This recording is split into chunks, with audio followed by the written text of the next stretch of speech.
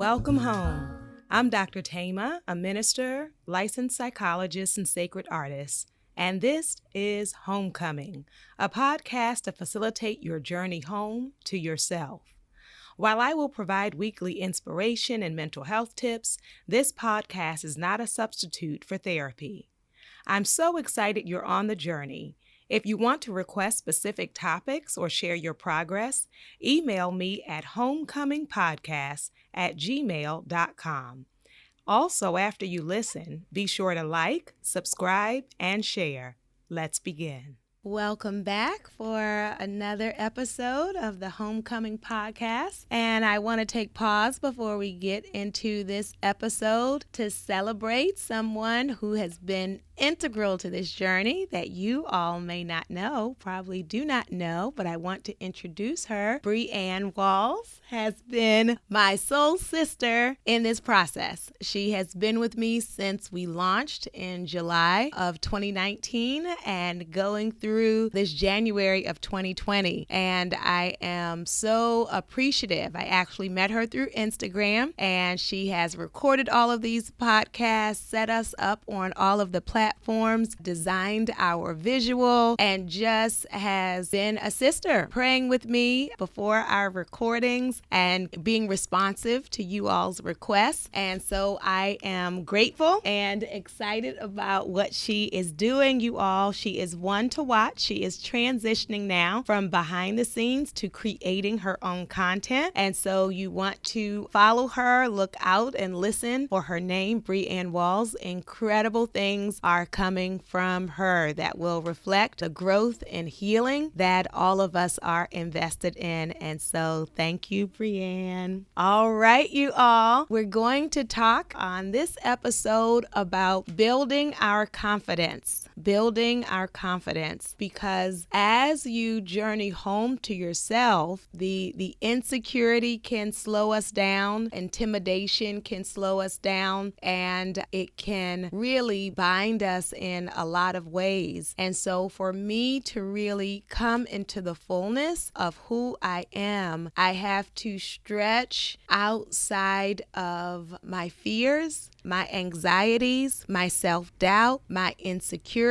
because when I lack confidence, it keeps me living small. And when I lack confidence, it also diminishes me, has created and sustained shameful mindsets and shame-filled decision making. And my confidence is something that can open doors for me, and it gets me to the point where I will even walk forward. Because when I lack the confidence in myself, then I will often think of what other people can do or what I wish I could do. But there are some incredible things that you can achieve, and even beyond achievement when we talk about just being, right? Not just busyness or doing, but to recognize how marvelous you are.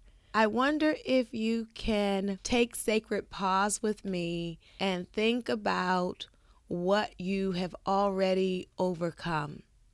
I wonder if you will take sacred pause with me and think about what you have survived and all of the things you have lived through.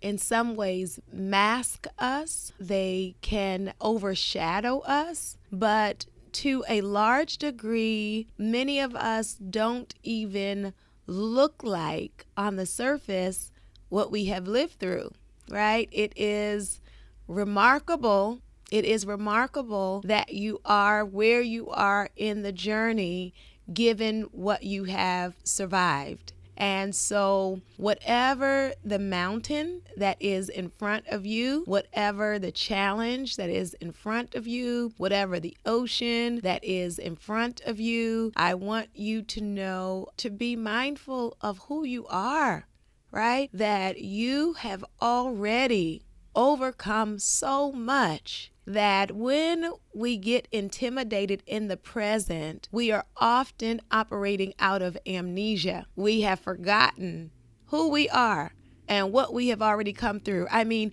if you could get through what you got through at 5, right? And some of you at 5 months, what you had to go through, then at this point in your journey, I want to invite you to tap in to the survivor spirit that you hold, to tap into your resilience, your hardiness, your capacity to bounce back. I want to invite you to tap into the wisdom that the challenge may be difficult, but you have a history of walking through, even crawling through some terrifying circumstances and coming out on the other side. And so if you really remember who you are and what you have come through with clarity, it will give you some courage and some confidence. So this confidence that we're talking about in homecoming is not confidence that has to come out of thin air, right? When people say like, oh, well, how can I just be more confident? Like it's going to be something magic. I want you to actually think about your confidence being rooted in the truth of your life.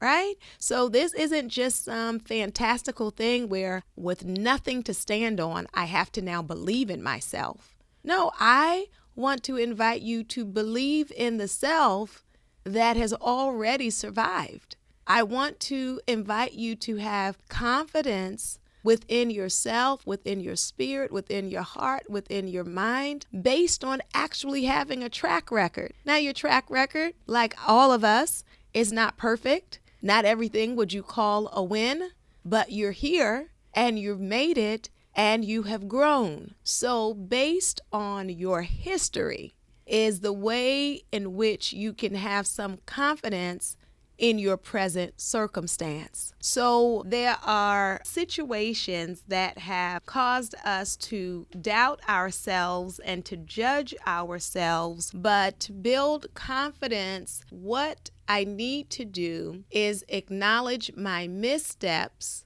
and then have some insight about why I did what I did. Because that the way in which I grow is by recognizing and understanding with clarity and compassion who I was before. And so based on my wisdom and knowledge about my past, then I can make some different decisions if I need to shift in my present. So instead of judging myself, I want to learn from the earlier version of myself.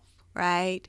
So the way I will have confidence, for example, some of you do not have confidence in your ability to have relationships because you have not had healthy relationships. Well, then I need to look at what was going on within me and around me that set me up to participate in dysfunctional and unhealthy relationships. What do I see now that I could not see then? So then my insight and the clarity that I have now is the basis of the confidence. It's not that I have already attained it, but I can see some things I could not see then. And I have clarity about myself in a way that I did not have clarity then. And so we move from judgment to wisdom. What is the wisdom that you need to pull out of those wounds? What is the wisdom that you need to pull out of those regrets? What is even the wisdom that you can pull out of what you have called failures? So when I, instead of defining myself by the times that I fell short, instead I can recognize the ways in which I have grown since that time. That, oh, I see myself, right? I see why I did that. I see why I went along with that. I see why I thought that was acceptable. I can see now why I thought that was my good choice, my best choice, or my only choice. I can see that now. And so I have confidence based on the insight that were that to arise again, if that were to arise again, I could see it for what it is and therefore would not repeat it. Yes? So when I start operating out of my wisdom, I can catch myself from walking into some prior traps, which means I have confidence that now I can see some things coming that I didn't see before. I wonder if there are those of you who are listening who, like me, can think back on some circumstances, perhaps at work or with family, where it was a mess, where you participated in a mess, but were that same bait to show up again, you would see it for what it is and would not get caught up, right? So I got caught up, I misstepped, I spoke out the side of my neck. I did something I should not have done, but I am wiser now. And so when something like that shows up again, I have the confidence that I will not fall into that same trap. Yes? So either the wisdom and the confidence comes from my past successes and what I have already overcome, or the confidence can come based on the lessons I have learned from the pits that I walk through, right? That's why some people who have been terminated from a job can actually give you some advice based on what they learned if they learned the lesson, right? Some people that have had relationships that didn't work out may still have some insight to give you if they have pulled the lesson out of what went wrong, yes? So my confidence is not solely built on my success. My confidence is also built on my lessons. So you have to ask yourself, have I learned the lesson? Have I learned the lesson? Have I learned the lesson? Yes. So once you have learned it and once you have clarity about it, then you can walk with more assurance, because it's a beautiful thing. I call it a divine retest, that God has a great way of letting things show back up, sometimes in a different form, sometimes a different person, but it's the same trap. And so you get like divine do-over of like, did I learn this lesson yet? And here it comes again, and I can look at it and I see it and I know what that is, and I'm not going out like that, right? Wiser, older, more clarity. And so I have confidence with that. Even I tell our students that we're training, I teach at Pepperdine University, and I'll tell the students that when you first start off seeing clients, the training sites are very protective because of the clients and of you. So you're just starting off. They may give you a client who's having relationship issues or some anxiety, but you will start off with people who are what's called higher functioning, right? So then when I went off for internship after I finished graduate school training, and then you go for a year internship, I go for internship, and they gave me my first client who was living with schizophrenia, and I thought they were mistaken, right? Because like I had never done that before. I don't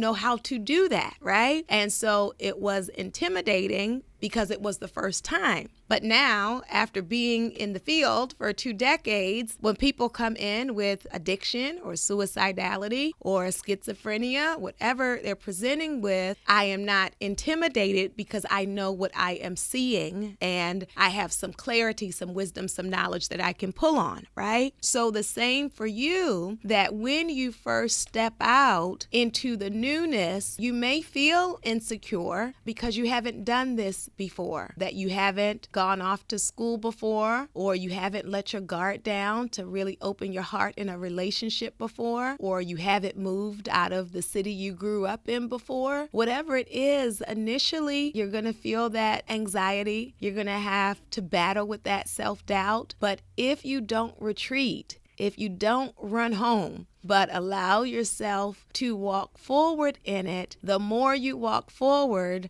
the more confidence you will have, the more experience you will have, the more knowledge and wisdom you will have. And so I wonder about what it would be like for you to commit to outlasting the self-doubt and insecurity instead of retreating. I wonder if you would like to make that commitment to yourself, that just because it is unfamiliar or uncomfortable, or even because it is new, I won't immediately take that as a sign that I can't do it. And many of us have difficulty being in a context in which we don't know everything because it's an issue of control. And so for me to build my confidence requires me being willing to be in some spaces where I'm not the expert, where I don't know everything, for me to be teachable, right? And we don't think of those as going together. We think about confidence being aligned with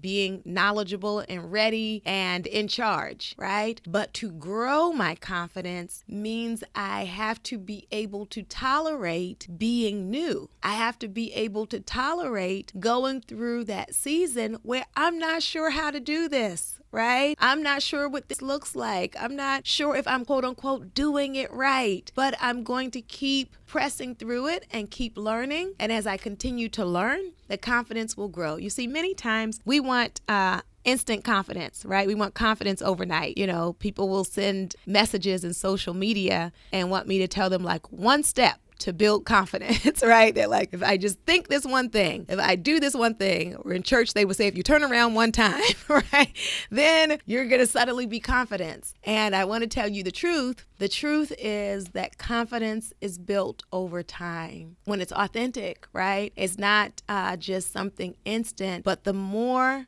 I engage in something, right, the more I commit to it, the more I practice it, then the more confidence I will have, right? So it will continue to grow. Now, I will say for those who are parents, it's a beautiful thing for us to expose children to things early, because often when you're exposed to something early, you don't yet know that you quote unquote should be afraid of it, right? It's like when they can teach babies how to swim and just, you put them in the water, or little kids in gymnastics and they just say, go jump off those bars, right? So early exposure helps, but even with some children, they can start off very anxious, and what builds their confidence is someone willing to walk with them step by step. To say, first, we're just going to put our feet in the water. Then we're going to step down. We're going to go to the next step. Now we're going to try to put your face in the water. Just splash some water on your face, right? It is a process and a journey. And so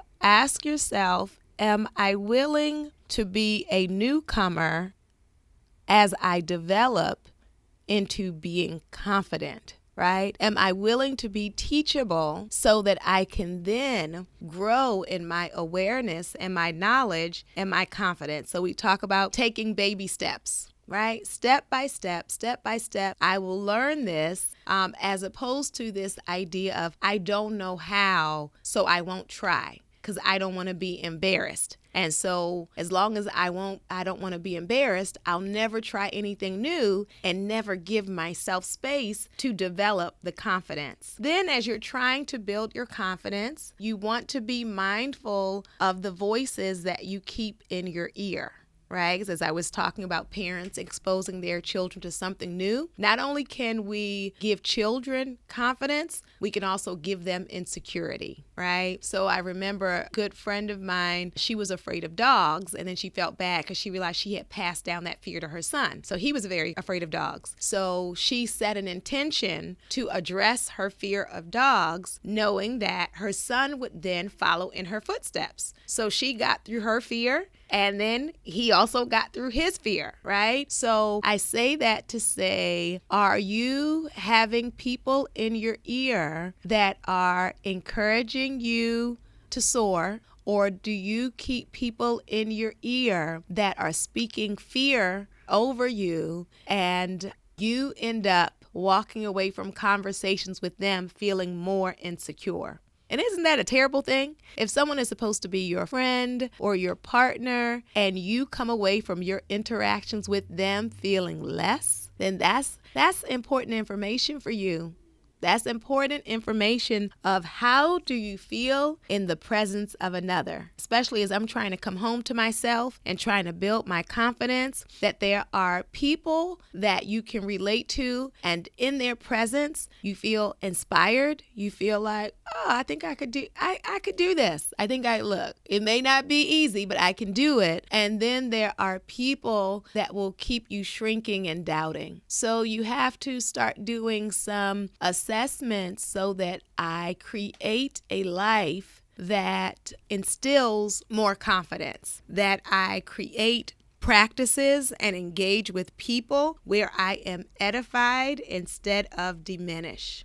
Then you want to be able to celebrate your wins, right? Even your baby steps, right? Because sometimes what happens is we set the bar so high without any incremental, what we would call short-term goals. So then you're not able to see your progress. And this is even true in therapy. One of the things that a therapist can do is help you to see your growth, because often we are so busy judging ourselves that if we have not reached the finish line, we think we haven't done anything, right? So then you're wondering, like, did I waste my time? Have I gotten any better? And so a therapist or an insightful friend is able to look at you and look at the steps that you have taken, right? These moments, and sometimes they're not like these large moments that everyone can see, but it's these moments where a circumstance happens and a client responds to that circumstance in a way that is so different than they would have a few months ago or last year,